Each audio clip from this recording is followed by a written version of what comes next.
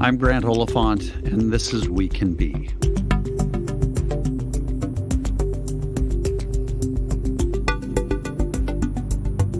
It is often difficult with some huge megacorporations and enabling politicians doing their best to make it nearly impossible to know exactly what is in the air we breathe, the water we drink, and even the ground we live upon.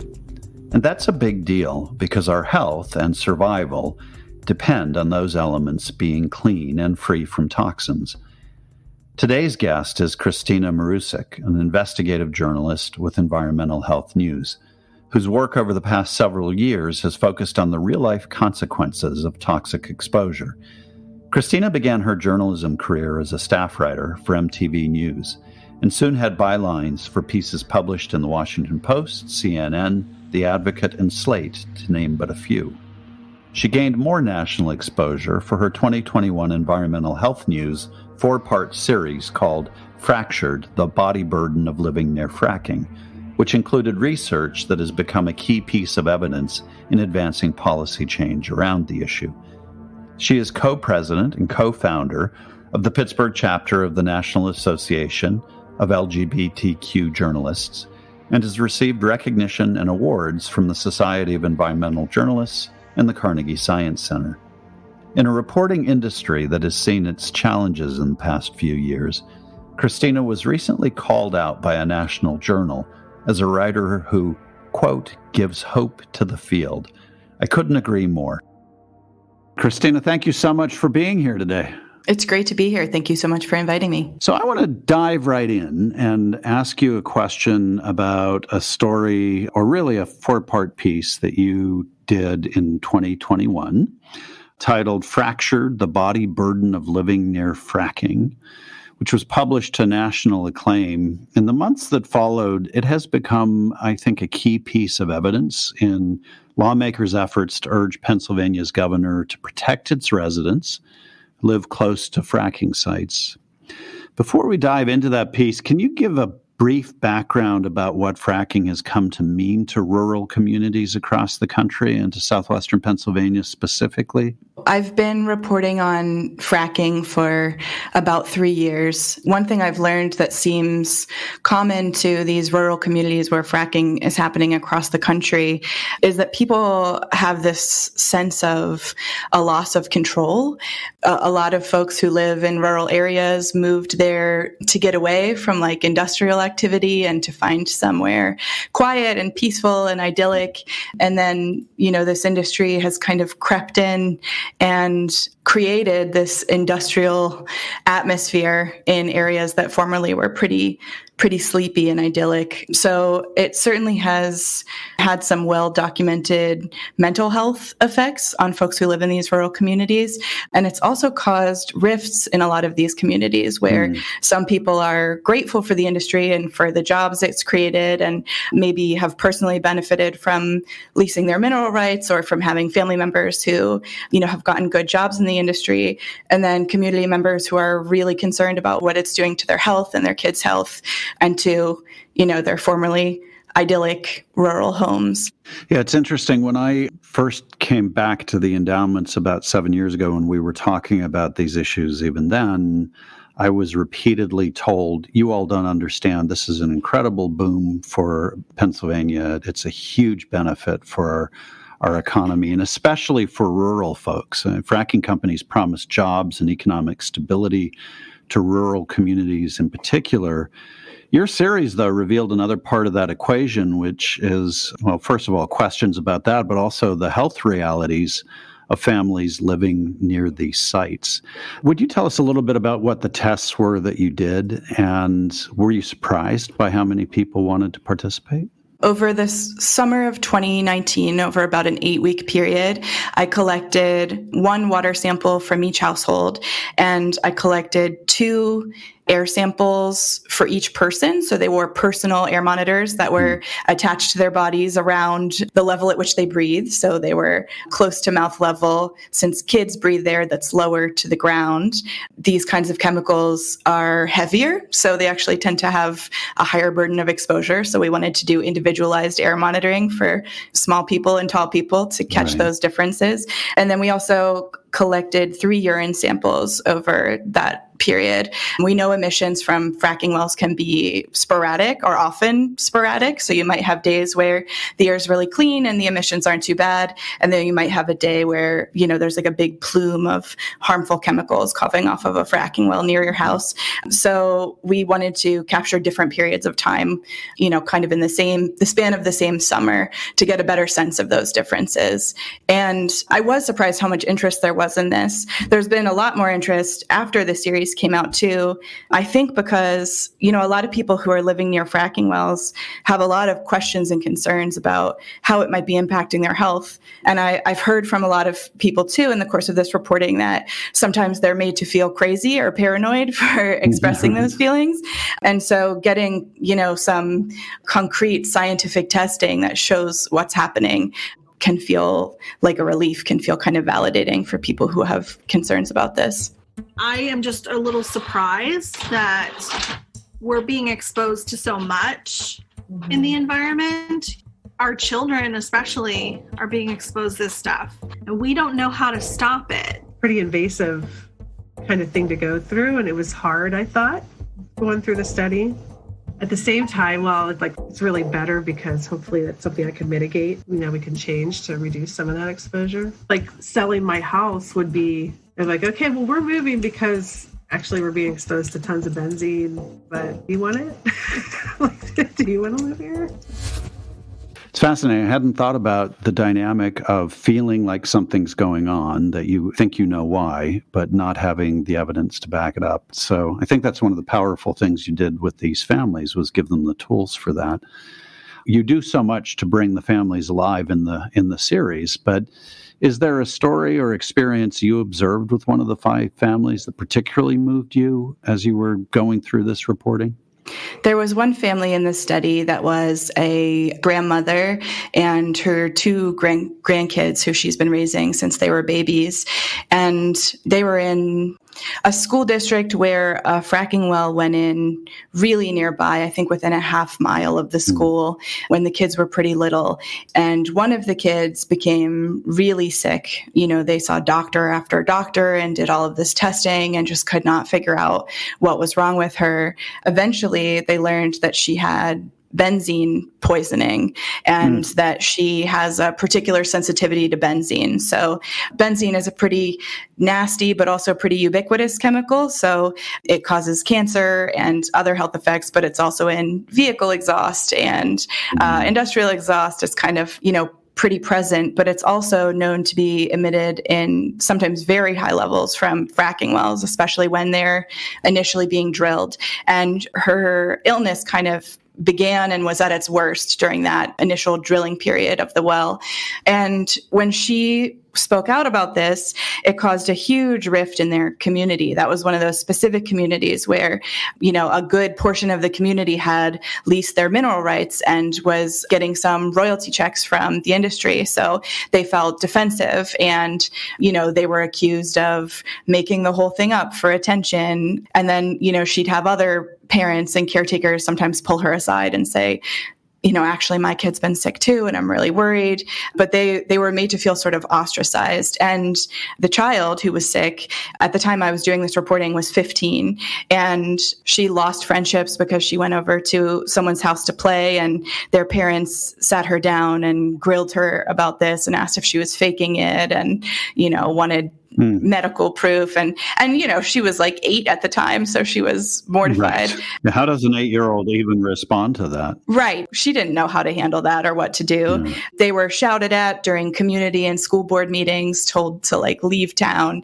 It caused a lot of anxiety and initiated some depression for the kid. And they actually moved school districts to get away from all this, and then found out that they were still near a couple of of fracking wells and were still being exposed to pretty high levels of some of these harmful chemicals, which was a little bit devastating that they had moved to try and get away from all of this. I think that's part of why storytelling is so important, right? Because hearing these statistics is one thing, and then actually hearing what this teenager went through and was continuing to struggle with was really different, right? Made it feel much more immediate and urgent and real. What's been the reaction to the piece? Are you feeling at all that there's a shift happening in attitudes toward fracking?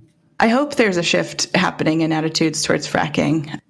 The response to the piece has been big. So the families kind of immediately expressed that although it was difficult to find out that they were being exposed to these harmful chemicals in the place where they live, they also now felt kind of empowered to fight for their families and for their communities because they had been made to feel like maybe this was all in their head or maybe they were making it up. And now they felt like they had, some scientific evidence that we're actually being exposed and the health problems we're having are likely a result of these exposures. And I've heard from a good number of policymakers who are interested in getting this kind of testing done at a statewide level. So I spoke with a staffer for one state legislator who's interested in proposing legislation that would require this kind of testing by the Department of Health across the state. And that feels encouraging. Also, after the study came out, a group of 34 state legislators wrote a public letter to Governor Tom Wolf urging him to take action to protect Pennsylvanians who live near fracking wells. That was encouraging. The Wolf administration's response was less encouraging, sort of just general, we care about the residents of the Commonwealth kind of statements. I'm a strong supporter of the gas industry, but I'm also a strong supporter of making sure we do it right. You don't believe that fracking is the cause of these cancers? I don't, but that's what we want to find out. I want to make sure that if there's something that is in that process that is linked to this, we need to know that. This is something that we need to do. We need to understand the science. We need to make sure that if there's something we need to do differently, if there's something we can learn, let's learn that.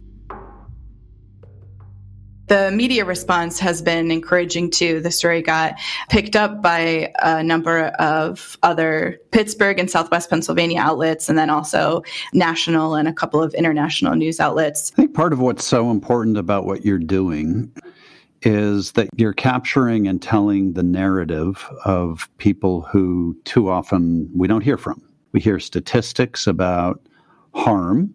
We hear stories maybe about people who are suffering, but those stories rarely come alive. And it's important for them to come alive, for us to see that they're associated with real human beings and not just disembodied statistics. That connects actually to something else you've said, which I'm curious about, which is that you believe that true, well-told stories have the power to change the world for good. I'm curious how you came to believe that and what actually evidence you have that that is true. My background is actually in creative writing. I was really interested in storytelling, but I was also an activist, especially as an undergraduate. And so I wanted to find a way to use writing in a way that could help address some of these systemic issues I saw happening. And I came out of grad school and kind of started my career right at a moment when there was this big shift happening in journalism too, where suddenly people were much more interested in narrative journalism and even first-person stories where someone wrote through a first-person perspective about how they were reporting on something and the questions they were asking and the experience of finding out the answers to these burning questions they have in a way that really connected with people. So it made me realize, that there was a path to telling true stories that were both compelling on a language level and also could have a big impact in the world. I learned about all these examples of journalism making a huge difference in the world of stories where, things that had kind of been happening in the shadows were uncovered, and then legislation changed and policy changed. One obvious example that's very well known because there's a movie about it is the movie Spotlight that documents the reporting that Boston Globe reporters did on child sexual abuse in the Catholic Church, which obviously had a huge ripple effect, right? Then in communities across the country, this started being uncovered. And it kind of quickly became clear to me that investigative reporting paired with storytelling had kind of multiplied the power of both of those things and made stories that both resonated with people and connected with people, and also had the potential to make the world a better place and start prompting meaningful changes. To innovate and change, people need to know two things: what's broken and how it can be fixed. The media does a good job covering the first half. In fact, most hard news today is about problems and crises. That kind of reporting is essential. But we believe it's time for journalists to get used to covering the other half of the story. Not just risks, but opportunities. And not just problems, but solutions too.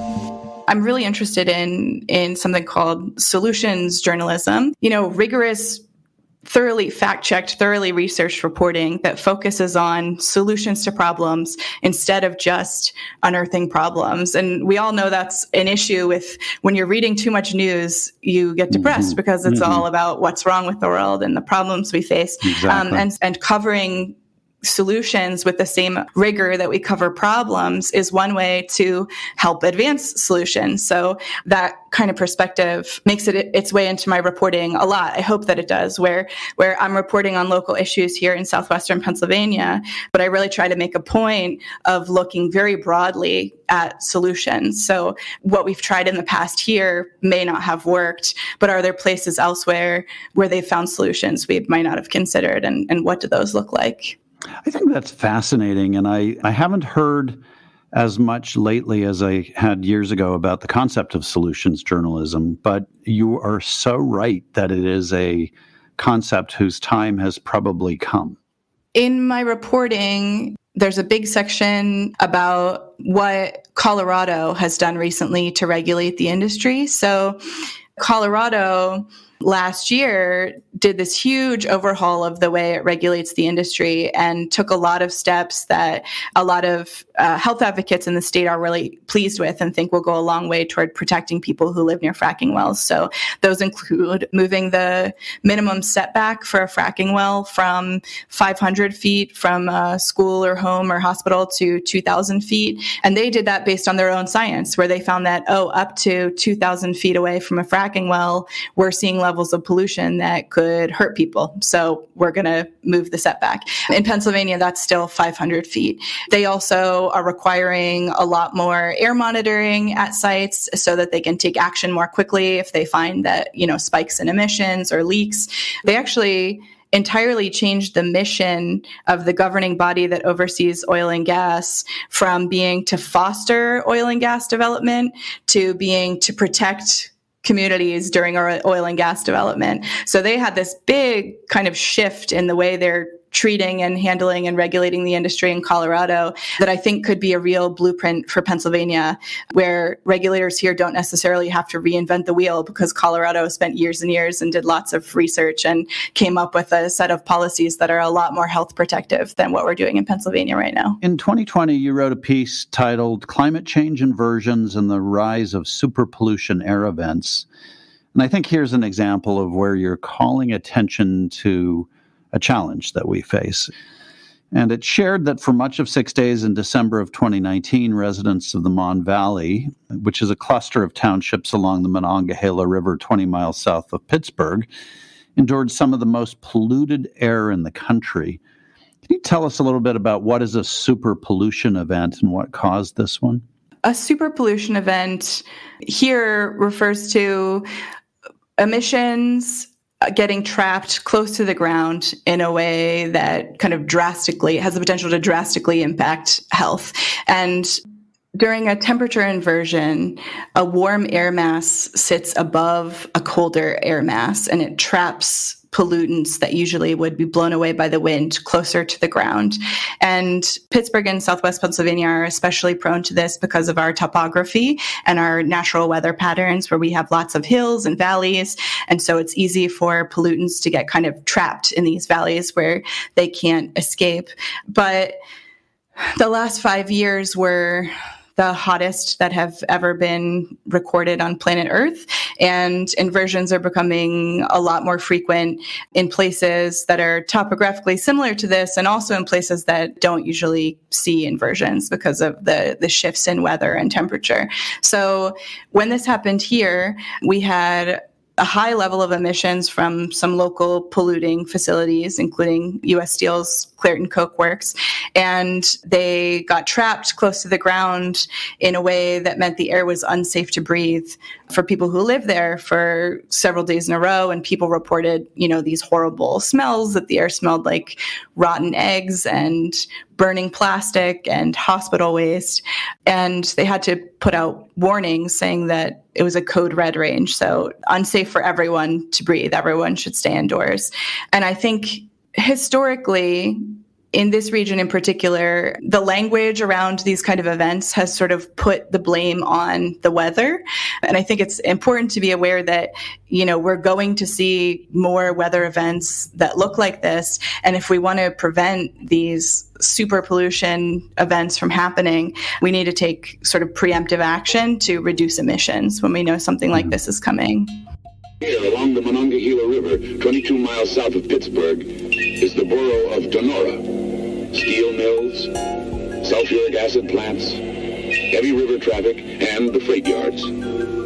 This is the way it was in October 1948, when an area-wide temperature inversion closed in.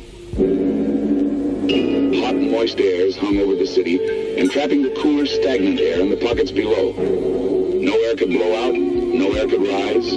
Donora was airtight. It took only 2 days for 6,000 people to become seriously ill, and for 20 of them to die.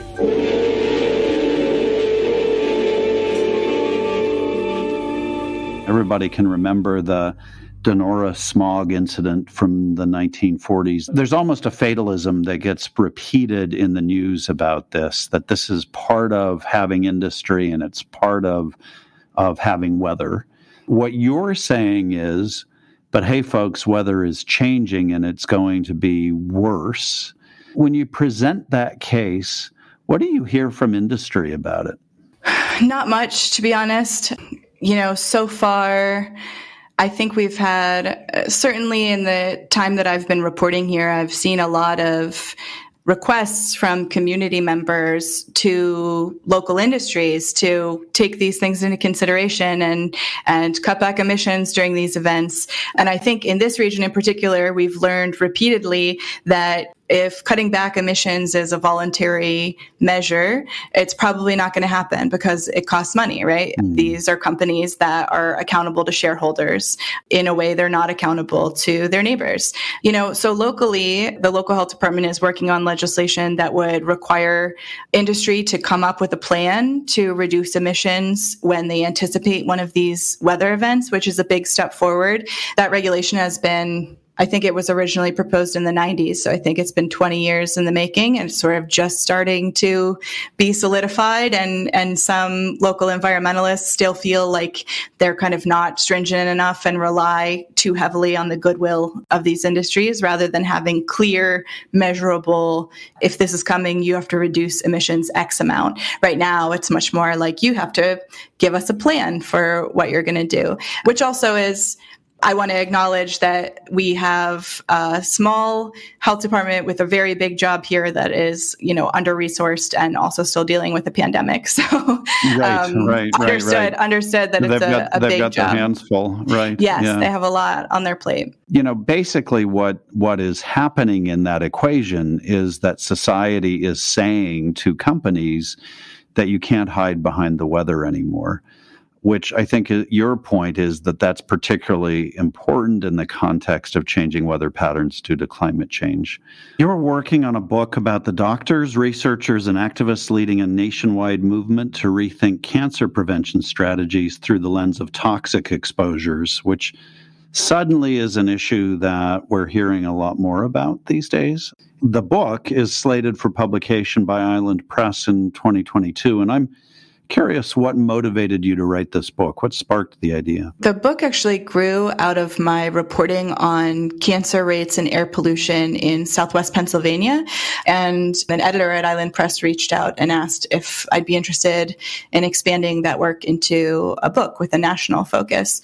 So I'm thinking of the book as a portrait of this national movement to rethink cancer prevention through the lens of widespread toxic exposures. So I talked about solutions journalism earlier, and this book is really a solutions-driven book looking at the people who are deeply engaged in trying to cut the amount of cancer-causing chemicals we're all exposed to in our everyday lives as a means of fighting cancer. So I'm telling those stories through profiles of people who are doing that work. So the book will be narrative-driven. It includes a lot of personal stories from people who are living with cancer and fighting cancer, and then also people like Ami Zoda, who is a researcher studying toxic chemicals in personal care products and how they impact women of color in particular. And say Obat Witherspoon, who is the head of the Children's Environmental Health Network that does lots of work related to children's health, but they're also, really working hard to get cancer-causing chemicals out of daycares. And people like Bill Walsh, he's the head of the Healthy Building Network, and he's trying to get cancer-causing chemicals out of building materials. It's very inspiring to talk to people who are just day in, day out working to push solutions that are system-based. I think that I'm really interested in shifting the discussion about protecting the environment away from individual actions and toward systemic change. In the 50s, a bunch of beverage companies like Coke and Pepsi and Anheuser-Busch and a bunch of others, they formed this nonprofit called Keep America Beautiful. They made that now pretty infamous Crying Indian commercial in the 70s. Right. That group put out that commercial that on its face looked like this kind of neutral public service announcement and looked kind of benevolent, like we are all individually responsible for litter and waste, and that if we recycle and meticulously recycle our plastics, then the planet is going to be okay. But that's actually now kind of cited as the first example of corporate greenwashing, where they were behind the scenes lobbying against legislation that would have made them more responsible for creating all this disposable plastic in the world and could have helped mitigate the plastic crisis we face now. And there's a similar story with the carbon footprint. I just learned this recently that BP invented the carbon footprint. They invented that term in the early 2000s. Yeah. So that they could make it your responsibility to lower your carbon footprint. What size is your carbon footprint? The carbon footprint, that I don't know. Whatever it is, the whole population of the world, make that a very, very big number. How much carbon I produce? Is that it? You mean the effect that my living has on the earth in terms of the products I consume? More than 70% of global greenhouse gas emissions are caused by 100 companies, including BP. If we took even a sliver of the energy that we expend trying to lower our carbon footprint and be perfect recyclers and instead used it to advocate for systemic change, we would get a lot further, a lot faster. And so I'm also thinking about that with regards to the book, with cancer prevention. Right now, a lot of cancer prevention initiatives focus on individual lifestyle behaviors. So don't smoke, exercise, eat healthy. And then when people get cancer, that also leads to this kind of like blame the victim mentality where people feel like, what did I do wrong? How did I cause this to happen to myself? And actually, the data and the scientific literature are very, very clear that if we can reduce the amount of cancer-causing chemicals we're all exposed to through air pollution, through our drinking water, through the personal care products we use, through the food products we consume, fewer people get cancer. I think it's such a powerful point you're making. And I love the fact that you're doing it, by the way, in the context of this toxics issue. This is an issue that Teresa Heinz started talking about probably 25 years ago. And, I think it is an area of work that has suffered from precisely this dynamic of people thinking through, well, lifestyle choices are the real reason, so smoking, obesity, so forth and so forth. But we are literally swimming in a soup of environmental toxins, most of which have never been tested for their impacts on the human body. And absent some sort of greater awareness and visibility, will never change that. So that leads me to a question, which is that now you're talking about a challenge that is even harder to describe scientifically than the virus that we're all experiencing in the context of the COVID pandemic, which is a pretty straightforward story when you think about it. We know what viruses look like. We know what this one is. We actually have a vaccine for it. And yet there's fully a third of the U.S. population that actively refuses to believe what public health officials are telling us needs to be done in a circumstance like this.